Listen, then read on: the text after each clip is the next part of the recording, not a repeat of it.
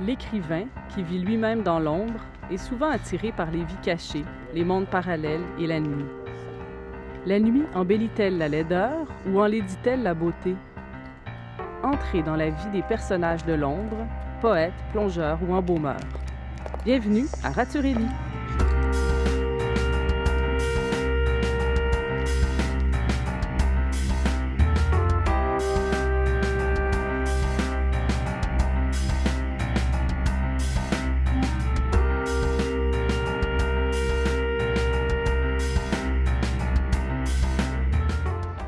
Laurie Bédard, bonjour. Bienvenue à l'émission. Vous avez fait paraître en 2016 votre premier livre, Ronde de nuit, recueil de poésie publié au Cartanier. Et dans votre recueil, on peut dire que la nuit est propice à une sorte de rituel, mais c'est pas nommé. En fait, on peut y voir plusieurs choses. On peut le voir comme une danse, un travail nocturne ou virée de bar. Vous aviez une volonté. J'avais pas pensé à ça. Il y a plusieurs choses. Mais justement, c'est ma question. Est-ce que cette interprétation ouverte, c'était une volonté de votre part de... Oui, puisque ça se retrouvait quand même déjà dans les pages, dans les poèmes. Je le voyais aussi comme une ronde de nuit, comme un gardien, soit de la ville, soit d'un immeuble, qui allait vérifier si tout était correct. Puis qui découvrait que non, tout n'était pas correct. Il y a plusieurs choses louches. Mais la ronde, c'est aussi la danse. La première partie s'appelle « Tu danses ». Donc, il y a cette idée-là. D'ailleurs, il y a beaucoup de questions des corps. C'est très corporel, c'est très physique. Les corps et leurs limites, on pourrait dire. Comme... J'ai l'impression que l'expérience physique, c'est ça qui inspire le poème. Est-ce que je me trompe? Non, pas du tout. C'est vraiment ça. En fait, j'ai voulu aller voir ce que le corps cache. La nuit, c'est ce qui est caché souvent, c'est ce qu'on a tendance à laisser justement chez soi, dans l'ombre, voilà. Puis là, c'est ça, moi je voulais aller vérifier. Par exemple, ce qui m'intéressait, c'était ce que notre corps se souvient, mais que nous, on ne se souvient pas nécessairement. La mémoire corporelle. Donc c'est pour ça que le corps parle avant le texte, en tout cas, essaie de parler avant le texte. Oui, non, tout à fait, c'est intéressant. Mais c'est intéressant, il y a aussi une face cachée de la nuit, j'ai l'impression qu'on découvre, avec tous ces excès, que ce soit positif ou négatif. Tout à fait, oui, vraiment comme souffrance, mais en même temps les délires. Il y a comme vraiment une partie libératoire puis une partie plus oppressive. Oui, bien, c'était pas nécessairement de la souffrance. Moi, je l'ai jamais vraiment senti comme ça. C'était plus un état des choses, vraiment juste de nommer des faits, des choses qui sont là. De pas partir là-dedans, de pas dire « Oh my God, je souffre » ou tel personnage. Pas une lamentation. Pas du tout, en tout cas, je pense pas avoir fait ça. Non. Mais c'était plus de donner des états des choses, de dire ben, « Le monde est comme ça. » Oui. Dans votre recueil, la narratrice est souvent possédée par des forces qu'elle ne contrôle pas. Vous écrivez quelque chose d'autre que ton corps, un endroit plus sûr à le pas sur ta course. J'ai l'impression qu'il y a comme une perte de contrôle de la nuit que vous décriviez, que vous souhaitiez décrire. En fait, la nuit dévoile les forces qui sont cachées toujours, mais que dans la routine, dans le jour, dans tout ce qui fait le quotidien, on ne voit pas nécessairement. Donc, j'essayais plus de... Oui, c'est ça, de montrer ce quotidien-là, mais du côté de la nuit, du côté des forces obscures. Il y a comme on peut parler d'une sauvagerie aussi, il y a comme une force sauvage qui apparaît. Humaine, oui, humaine sauvage.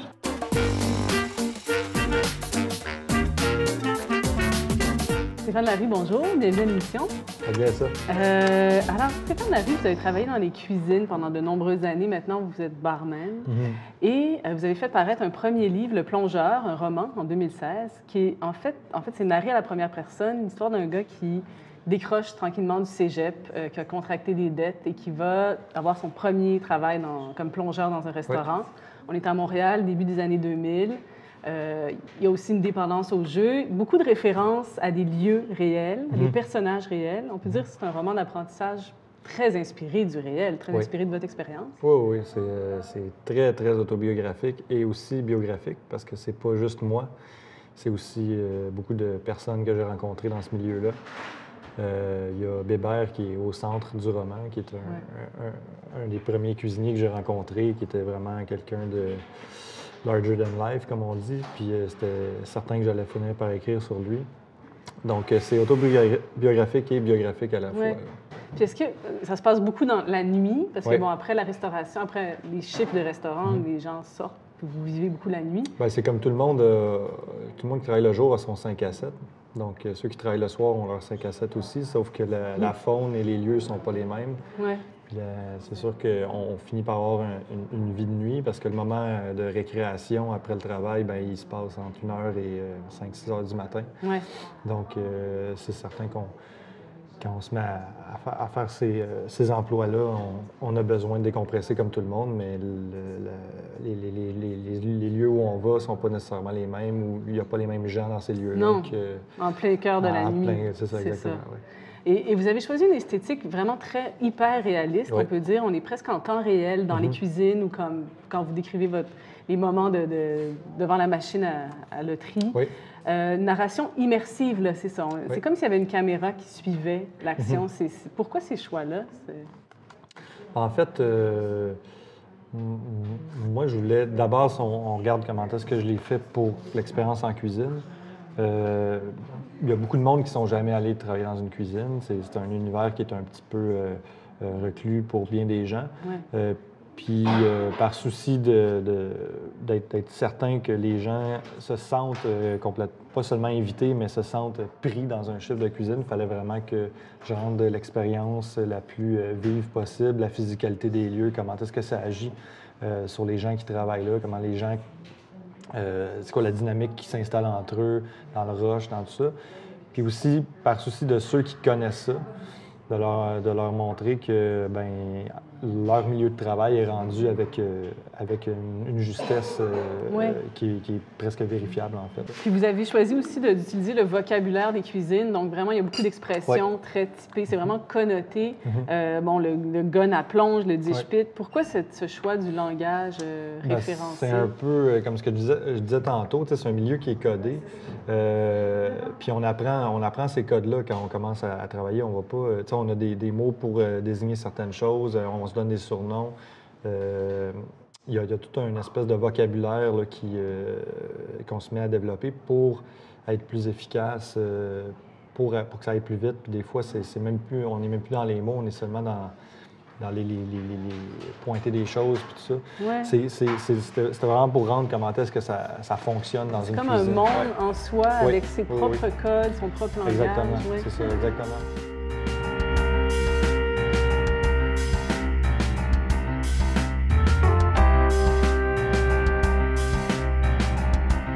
Bonjour Anne-Renée Caillé, bienvenue à l'émission. Bonjour. Vous avez publié un premier livre en 2007, L'Embaumeur, publié chez l'Héliotrope. Un très beau livre, très original. Récit inspiré des conversations que vous avez eues avec votre père, qui a été embaumeur pendant 20 ans. Sous la forme d'un inventaire un peu, en fait, des cas les plus intéressants, les plus loufoques, les plus marquants, vous pénétrez vraiment un univers qui est assez secret. Alors, comment vous est venue l'idée d'écrire ce livre sur votre père? Oui, c'est ça. Donc, mon père il a été embaumeur avant ma naissance, puis dans ma petite enfance. Donc, c'est vraiment... Puis après, il a abandonné le métier. Donc, ça n'a vraiment pas été quelque chose... c'est-à-dire, peut-être pas un sujet dans la famille. On n'a pas discuté de cette partie-là de sa vie. Ouais. C'est beaucoup plus tard, donc à la fin de ma vingtaine... il en a parlé pendant un souper, puis ça m'a vraiment pris par surprise. Puis j'avais un cours de création littéraire à ce moment-là.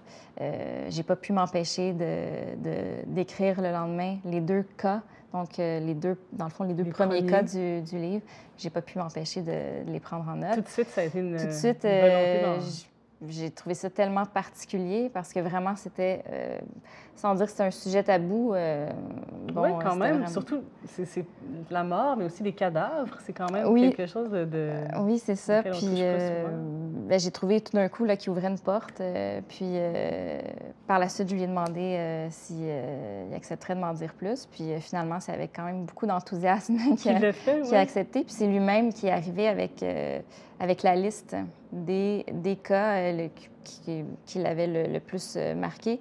Puis voilà, j'ai suivi ça a été, dans le fond, un incitatif pour choisir la forme du texte. Et votre père, vous racontez que votre père a choisi ce métier-là par vocation. Souvent, c'est de père en fils, mais lui, c'était pas son cas. Comment est-ce que ça peut être une vocation de vouloir fréquenter comme ça la mort, de faire un métier quand même très particulier? Oui, bien, c'est ce que le livre, surtout au départ, essaie de retracer, c'est-à-dire bizarre d'origine. Oui. Je pense que pour lui, c'est vraiment très, très, très jeune. Là. Il est tout petit, puis déjà, il est fasciné par le corbillard. Il est dans une très petite ville. Puis le salon funéraire, ça l'attire. La moyenne, à peu près 1 mort par mois. Oui, si vous commencez comme ça. Puis, il va toujours voir le mort, même quand il n'y a rien à faire, là, dans le fond, comme il est attiré, en tant qu'enfant. Mais bon, à ce moment-là, je pense que c'est un peu l'esprit village, donc il n'y a pas de souci qu'il soit là. Puis je pense que des fois, il essayait de toucher aux morts. Donc c'est un truc presque, à la limite, je pense pas qu'on peut comme raisonner de savoir pourquoi on a choisi cette vie-là, finalement, parce que c'est carrément choisir une vie.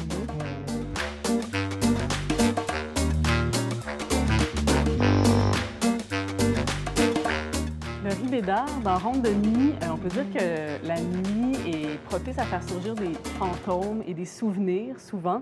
Vous écrivez « Tu dis qu'on ne revient jamais tout à fait du côté de la vie ». Il y a une expérience presque, je dirais, initiatique à la mort, dont on revient changé, là, qui se passe dans le recueil. Oui. Je vais vous dire un secret. Mon père, il a eu un gros accident cardiaque. Il a été 40 minutes en arrêt cardiaque et respiratoire. Puis je pense que ça m'a un peu amenée à écrire sur ça, là, sur... D'où cette thématique de l'idée de pendant le coma, c'est la nuit aussi, là, c'est quelque chose... on n'est plus vraiment en vie, mais on est encore en vie. On ne contrôle pas ce qu'on fait, ce qu'on dit, ce qu'on... Ouais. Et d'ailleurs, il est question, c'est ça, souvent de rupture, de dépression, de violence, mais de blessures qu'on penser comme dans Guérir. Là. Vous écrivez « La nuit, nos corps à penser, P-A-N-S-E-R, comme les yeux des cadavres qui s'amassent, où tu laisses tomber un pied au sol, l'autre se relève. » Il est question aussi donc de ces fantômes ou ces épreuves qu'on doit soit surmonter, abdiquer ou se battre comme une sorte de lutte envers... Il n'y avait pas vraiment d'idée de rupture nécessairement. Il n'y avait pas de couple, en tout cas dans la façon dont moi je l'ai écrit. Mais il y avait quand même cette idée-là de passer à travers le pas beau des jours, là, les épreuves que tout le monde vit. Oui. Et bon, fin de quelque chose, lutte, tout ça, mais aussi recommencement, parce que là, alors là, je lis un autre extrait, « La nuit peut bien mourir, si personne ne bouge tout ce qui lui succède, ni plus rien n'existe, et puis... Voilà qu'on marche sur le monde. Et ensuite, tu te choisis une famille, tu te refais, tu t'engendres, tu traces toi-même le chemin qui revient. » J'ai l'impression que la nuit, on peut faire table rase et on peut se recréer. Oui, on peut un peu faire ce qu'on veut. On peut un peu faire ce qu'on veut et se réinventer. Oui, ou se retrouver, se réinventer, mais comme on désire, comme on veut. Oui. Et puis ensuite, il y a un moment où vous dites « Car l'aurore est une ordure qu'il faut parfumer d'odeurs fortes et de café noir ». Est-ce que les lendemains de nuit blanche, c'est difficile? Je le voyais pas du tout comme ça. C'était vraiment plus... ça peut être ça, dans le fond, tout est possible. Mais non, c'était vraiment plus l'idée d'avoir à faire face à chaque matin à la routine dans le livre, dans la logique du livre, c'est le pouvoir, c'est ce qui est déjà décidé à l'avance, etc. Donc là, on perd notre liberté. Oui, c'est ça, c'est l'oppression des jours, finalement, puis il faut se battre à grands coups de café. Je comprends. Je pense que tout le monde comprend. Ben oui.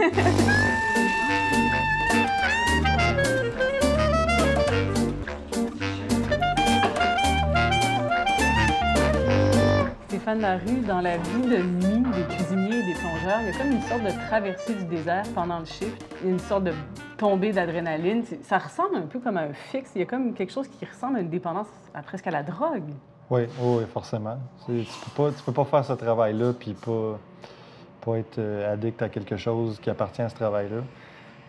C'est certain qu'il y a aussi le fait que chaque chiffre est différent. Chaque montée d'adrénaline va être provoquée par quelque chose de différent. Il n'y a pas un service qui se ressemble, donc il y a ça aussi qui peut être addictif. C'est qu'on rentre au travail puis on ne sait jamais quelle sorte de soirée on va avoir. C'est nouveau à chaque fois, puis c'est intense à chaque fois. Ouais. Donc c'est certain que ça crée un... Je ne sais pas si c'est une dépendance aiguë, mais en tout cas, ça crée chez ceux qui travaillent en ce milieu-là un goût, en tout cas, pour l'intensité. Pour l'intensité, oui. Puis les soirées, les nuits de votre héros sont arrosées d'alcool, de drogue. Ça crée un univers qui est à la fois extrêmement lucide. Bon, il n'y a rien de plus clair et lucide que sur la cocaïne, mais il y a aussi des contours flous. Ouais. Diriez-vous que la nuit, ces nuits de débauche, ça éclaire des vérités cachées ou ça dissimule les vérités? En fait, moi, comment je l'ai décrit, c'est que j'essayais de montrer d'une manière, peut-être pas la plus lucide, mais en tout cas la plus limpide, c'est quoi? Qu'est-ce qui se passe durant la nuit, tu sais?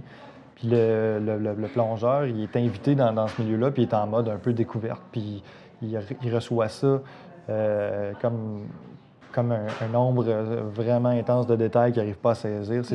Il est surstimulé. Il sort avec du monde qu'il ne pensait jamais pouvoir sortir. Il accompagne Greg, là, un bandit là, duquel il aurait été terrorisé dans d'autres situations.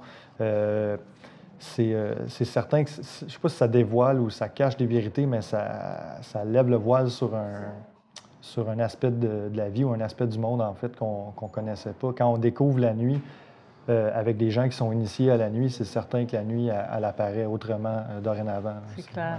Puis diriez-vous que la nuit embellit la laideur ou enlaidit la beauté?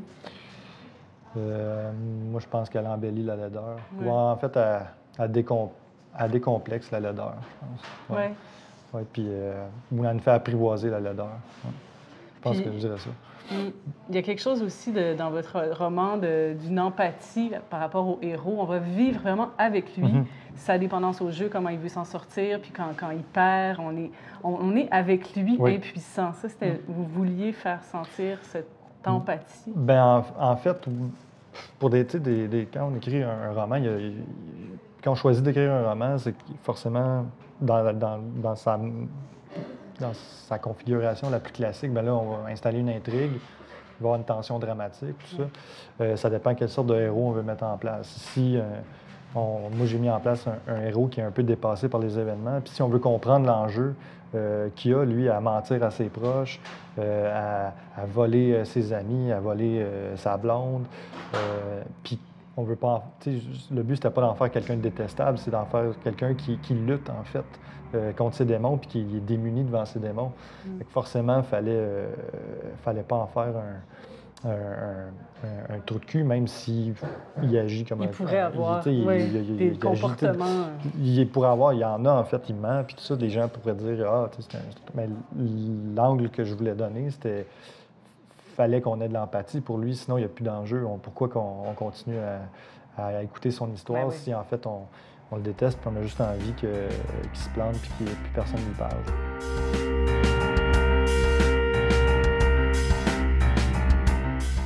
Anne-Renée Caillé, votre livre nous fait vraiment entrer dans un monde assez secret, inconnu, quelque chose qu'on ne soupçonne pas. Il y a très peu de gens qui connaissent comment ça se passe, là, le travail d'un embaumeur. Est-ce que c'est un peu comme ça que vous l'avez conçu, révéler quelque chose qui est comme un monde secret? Oui, c'est vrai que c'était pas, c'était pas volontaire de ma part de procéder à un genre de dévoilement des lieux, du laboratoire ou de la morgue. Mais c'est vrai que force est d'admettre que si moi, mes intentions étaient différentes, peut-être plus... c'était plus intime, disons, parce que, bon, c'est en relation avec mon père, mais c'est vrai que ça dévoile certaines choses. Je pense qu'aussi, ça force une confrontation, peut-être, avec la mort de nos proches, avec l'anticipation de de notre propre mort. Ce qui m'intéressait aussi, c'était le genre de sas dans lequel l'embaumeur est. C'est-à-dire que lui, tout d'un coup, il entre dans un entre-deux. Les proches ont fait les adieux, les premiers adieux, puis par la suite, là, il y a une mise en représentation des corps pour permettre l'adieu ultime, si c'est possible de le dire comme ça. Mais vous parlez, c'est ça, dans le fond, c'est de préparer les morts pour la dernière exposition. Ce terme-là dit bien qu'il y a une sorte de mise en scène, puis qu'en fait, on essaie de reproduire le vivant. C'est particulier. Dans le cas des gens qui choisissent d'être exposés, en effet, il s'agit de créer l'illusion, créer l'illusion de la vie. Parfois, c'est pas très bien réussi. Je veux dire, tout le monde a déjà vu un cadavre embaumé dans un salon. Ben, je sais pas, moi, en tout cas, j'en ai vu dans ma famille ou autrement. je veux dire, c'est un peu... Quand il y en a trop, là, Quand il y en a trop, je veux dire, on voit juste les joues qui tombent, le fond de teint hyper épais. Je pense que, sans vouloir dire que mon père était le meilleur en baumeur, je pense que c'est ça, il était reconnu pour pratiquer sa finesse, pratiquer un art. Je pense que pour lui, c'était comme ça aussi qu'il voyait. Un art, je pense que tout d'un coup, quand il a dû être aller plus vite, il fallait être plus productif. Hein, c'est toujours des questions d'argent. Puis je pense que là, il a trouvé ça plus difficile parce qu'il pouvait plus être aussi... Il a perdu, en fait, l'intérêt de travailler la minutie. Bédard, on peut dire que la nuit est souvent associée à la clandestinité. J'ai l'impression que dans votre recueil Ronde de nuit, il y a un peu de ça. L'identité est comme suspendue. Je me trompe? En fait, c'est un personnage, mais ça pourrait être aussi plusieurs personnages. Il y a quelque chose de... Tout appartient à tout le monde, finalement. Oui. D'ailleurs, j'aimerais que vous lisiez juste un petit extrait, une page que j'ai choisie. C'est dans le premier poème qui s'appelle « Tu danses ». La nuit, l'iris se retourne dans tes yeux. Tu te souviens d'une toupie folle, aucune image pour s'arrêter dedans. Tes souvenirs se regroupent aléatoires, creusent un ravin chaque côté de ton passage. Événements, visages. Tu visites pour la première fois toutes tes maisons. Tu t'agenouilles dans chaque recoin, refais l'index des sensations probables, marches en somnambule sur tes chemins de perdu. Tes mains se souviennent peut-être des détails d'un dos parfait, ta bouche d'un goût de fer, de lait. Peut-être les indices s'accumulent-ils. Laisses-tu des fils, des roches, des branches? Peut-être ne fuis-tu pas loin? Dans la nuit, un carnaval pour tes déliriums. Tout coule, les mélanges savent y faire. C'est beau, puis il y a cette idée intéressante justement d'interchanger les identités, de carnaval même, le carnaval où on inverse les rôles, les identités. Ça, c'était... Et les pouvoirs aussi. Oui, c'est ça? C'était un des motifs du recueil? Oui, ça a beaucoup été ça, presque tout le long, en fait, de pouvoir aussi, cette idée-là de pouvoir changer la place des gens dans les familles, de pouvoir changer quelqu'un de famille. Oui. C'est comme un fantasme. Il y a une belle liberté là-dedans. Je vais lire un autre petit bout. Vous dites « Peut-être es-tu seulement l'allégorie de quelqu'un d'autre. Quelle belle image. Vois comme les mots dans ta bouche ne sonnent pas. Cette nuit-là, tu les trouverais, dépliés sur ta langue, comme s'ils nous attendaient, et tous les matériaux t'entendraient. Peut-être as-tu à choisir sans relâche ce qui parle avant toi. » C'est quoi ce qui parle avant toi? Il y a cette idée de ce qui nous précède? Oui, ça peut... c'est ce qui nous précède, c'est ce qu'on a décidé, une façon de critiquer des choses dans la société. Les étiquettes, mais aussi toutes les idées reçues, toutes les idées entendues, tout ce qui est véhiculé sans vraiment être pensé Et que cette idée qu'on peut être autre chose, qu'on a ce pouvoir. Ou qu'on n'est pas vraiment la personne que tout le monde pense qu'on est. Oui. Et je me demandais aussi, il y a comme une sorte de langage de la nuit. Là, je vais encore lire un petit extrait. « Tu te réveilles la nuit encore pour pleurer dans une langue inconnue de toi, sur les cauchemars de ta descendance. » Langue inconnue, il y a quelque chose aussi de ça. Il y a comme un langage, on parlait du langage corporel tout à l'heure. Il y a de ça comme une sorte d'émergence d'un nouveau moyen d'expression. Oui, bien, c'est peut-être le langage qu'on ne contrôle pas. Ce qui n'est pas caché, c'est-à-dire le langage qu'on utilise à la maison, c'est jamais celui qu'on utilise au travail. Le langage, j'aime beaucoup l'idée qu'on puisse se réveiller la nuit puis parler sans contrôler ce qu'on dit. Oui. C'était une de mes grandes peurs quand j'étais jeune. J'avais peur de raconter mes secrets. Qu'est-ce qui allait surgir? Oui, il y a tous ces secrets qui surgissent dans ces moments-là. Oui, c'est ça. Merci beaucoup, Laurie Bédard, pour ce beau recueil, cette belle rencontre. Merci beaucoup.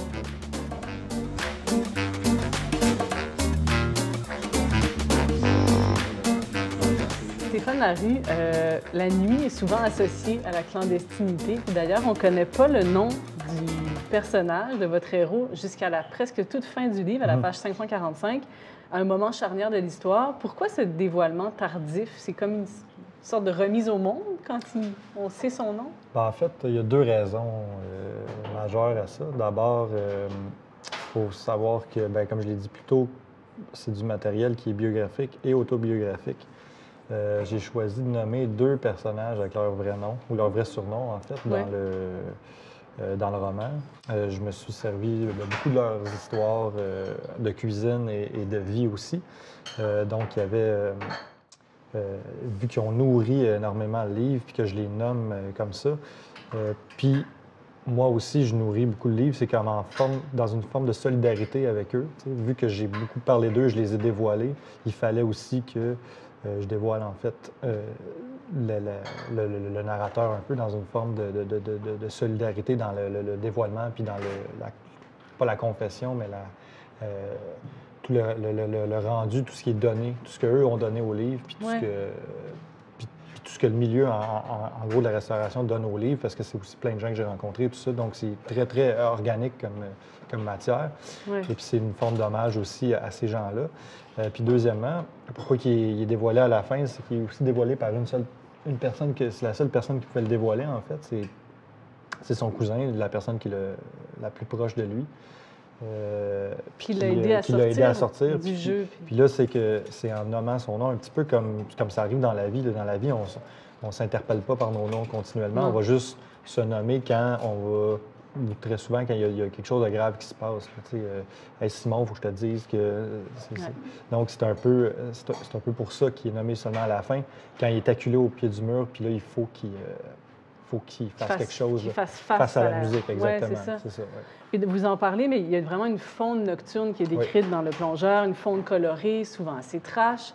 Mais c'est aussi une fratrie. Quelle sorte de liens unissent les gens de la nuit comme ça? Comment vous décririez ça? Des liens éphémères, souvent, peut-être fragiles? C'est fragile et éphémère, mais c'est profond en même temps. Parce que d'abord, ces liens-là, on va les tisser sur notre lieu de travail. Parce que c'est ça, il faut départir un peu les gens qui vivent la nuit par choix parce qu'ils font la fête, puis les gens qui travaillent la nuit, puis leurs activités deviennent des activités nocturnes. Ces gens-là avaient un job de bureau, ils feraient la même chose, mais en fin d'après-midi. Mais là, comme je l'ai dit tantôt, tout l'environnement change. C'est des liens éphémères parce qu'on garde pas... C'est pas qu'on garde pas nos métiers longtemps, mais c'est que les métiers de cuisinier, les métiers de serveur, serveuse, il y a beaucoup de roulements. On change de métier souvent, on change de place souvent. Puis étonnamment, de façon très rapide, on va ressouder de nouveaux liens dans notre autre lieu de travail. Sauf que de loin en loin, on n'oubliera pas les gens avec qui on a travaillé avant, puis on va les recroiser justement dans ces lieux-là. Ouais. On va peut-être aller veiller au même bar qu'eux, puis là, on va se revoir. Puis là, ça finit par devenir une espèce de gros réseau de famille que tout le monde connaît un tel, puis tout le monde connaît une telle parce qu'un tel a travaillé avec, puis tout ça. Puis moi, si je me fie à mon expérience, là, c'est ma 16e année là-dedans, puis justement, j'ai une série de familles comme ça que j'ai laissées derrière moi, mais que je recroise tout le temps. De temps à autre, puis c'est comme si on s'était jamais c'est ça. Jamais quitté, dans l'intensité des moments vécus, il y a un lien quand même fort qui se crée. Merci beaucoup, Stéphane Larue. Donc, j'invite à lire Le Plongeur. Vraiment un beau livre. Merci pour cette entrevue. Merci, Elsa.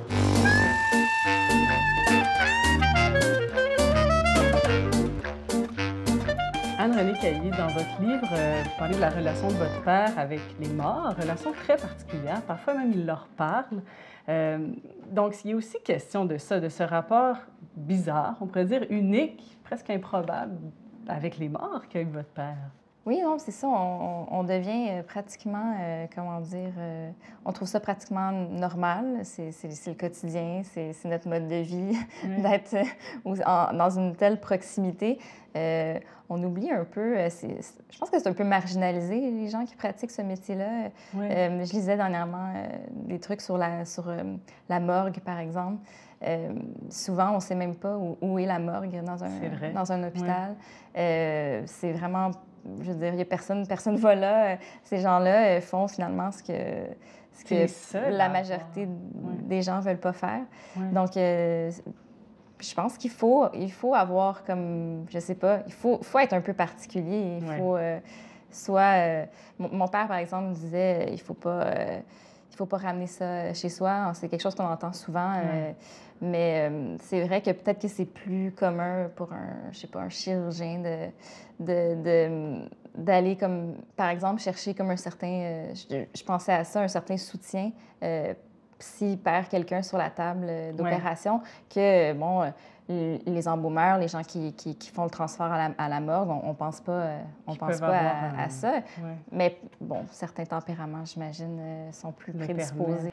Vous écrivez à un moment dans votre livre, « Ce n'est pas une enquête, je ne t'étudie pas, je regarde ce que l'on peut voir, j'écoute ce qui peut s'entendre, un enfant qui fréquente les morts et un adulte qui fréquente les morts, les choisissent. Ce n'est pas de père en fils, ce n'est pas dans la famille comme c'est d'habitude. J'aimerais savoir ce que cela détermine et cela détermine-t-il quelque chose? » Est-ce que vous pouvez répondre à cette question-là? Est-ce que ça a déterminé quelque chose pour lui, votre rapport à la vie, et pour vous, pensez-vous?